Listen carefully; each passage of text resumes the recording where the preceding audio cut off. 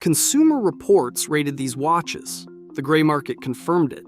10 specific luxury models, the ones nobody reorders, nobody recommends, and nobody wants at full retail. If one of them is already on your wrist, this gets uncomfortable fast.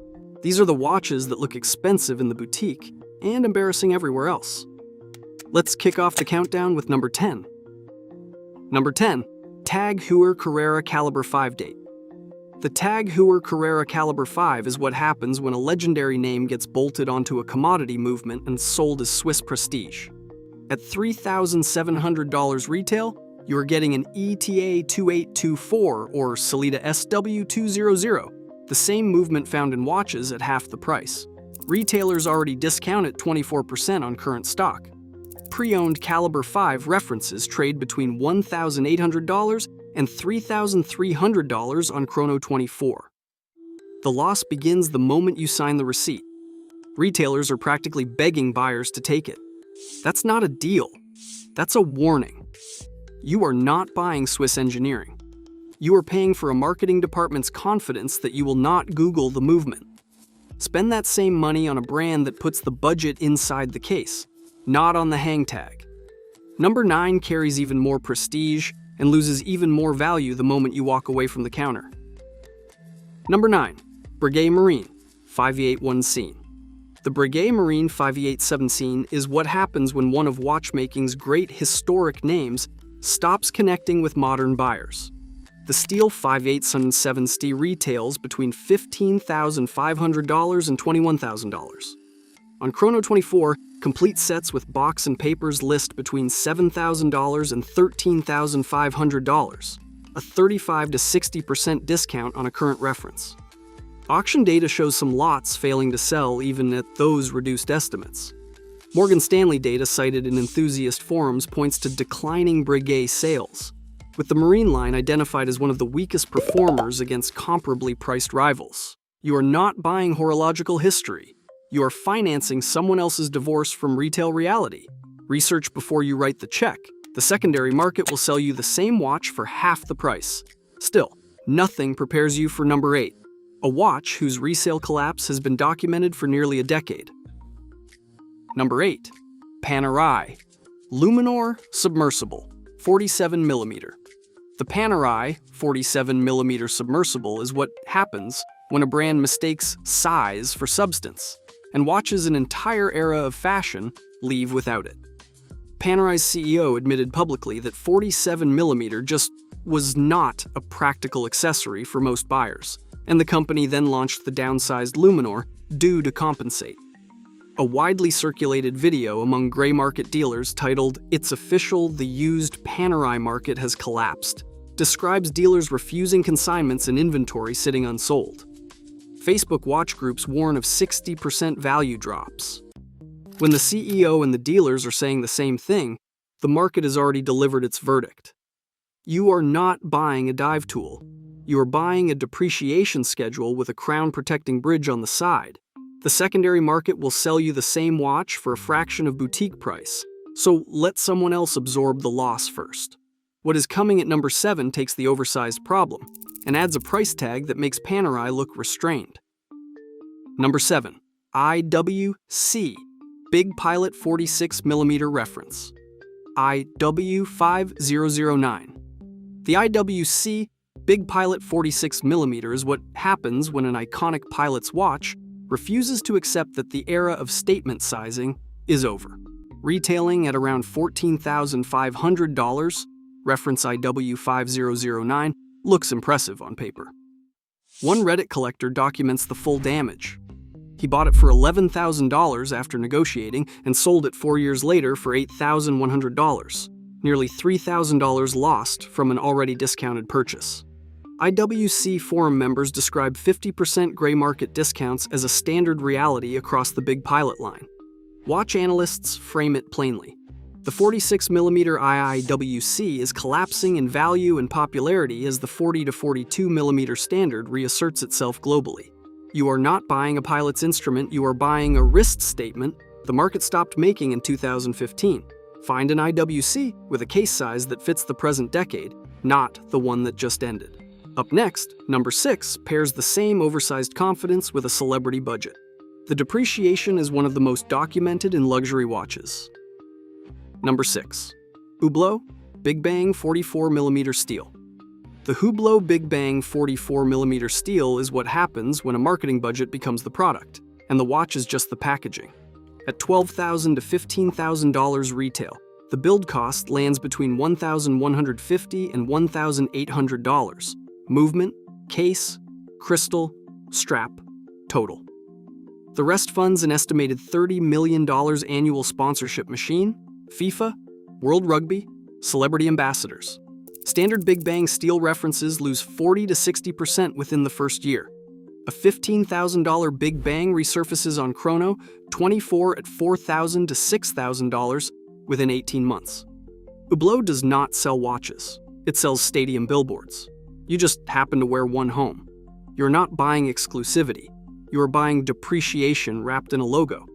If that price point is real for you, spend it on a brand that allocates the budget to engineering, not endorsements. Coming up, number 5 proves that even Rolex can build something the market quietly ignores, and then discontinues. Number 5. Rolex Yacht-Master 2. First generation, reference 116680. The first generation Rolex Yacht-Master 2 is what happens when even the world's most desirable watch brand builds something the market politely walks past. It retailed from $18,900 to $19,500.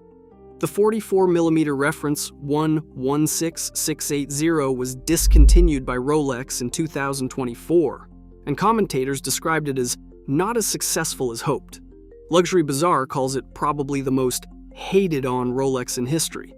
While every other modern Rolex commands waiting lists, used Yacht-Master 2 stainless steel pieces sit available around $16,000, with no waiting list, no premium, and no urgency.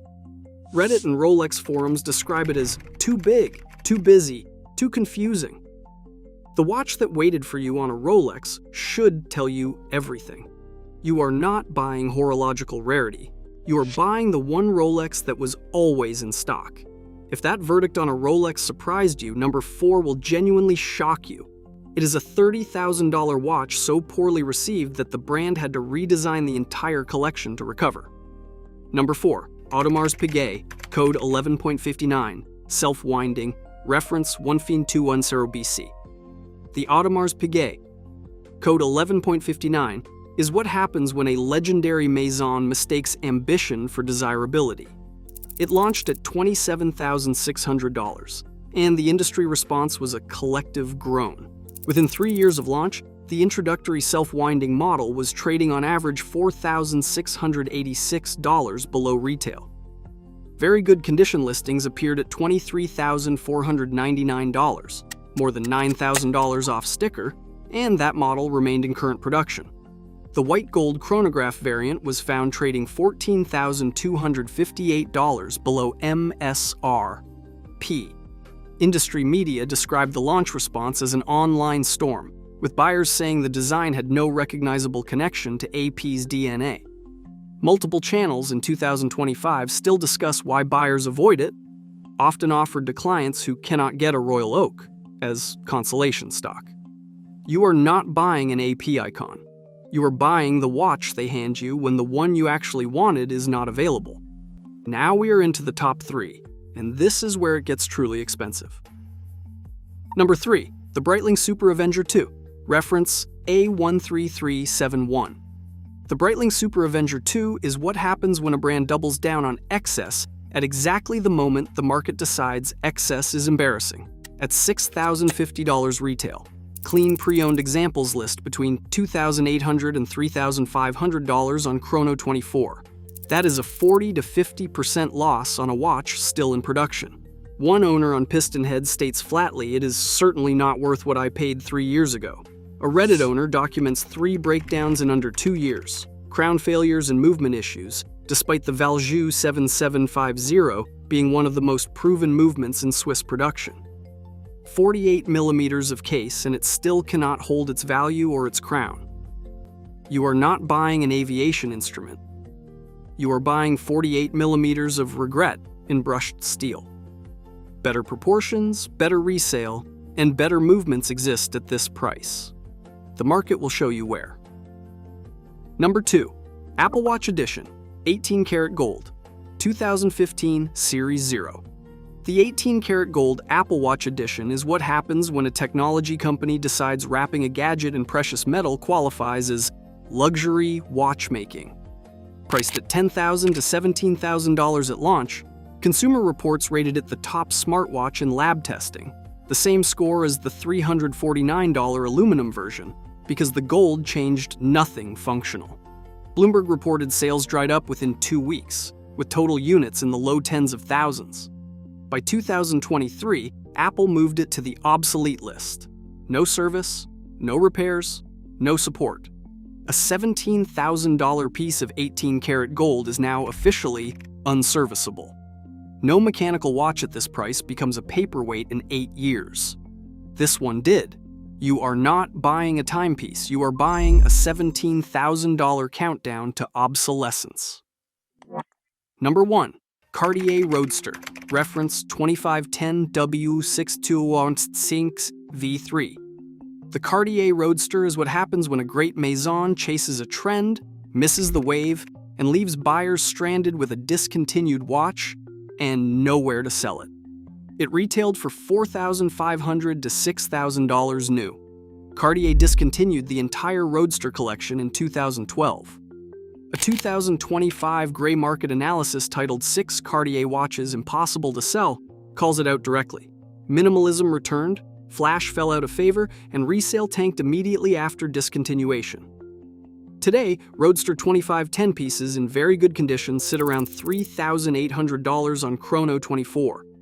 Some dealers now call it a collector's piece.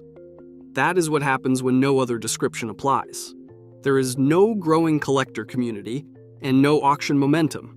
It is just a watch that arrived at the wrong moment, stayed too long, and sells, when it sells at all, at prices that make the buyer wince.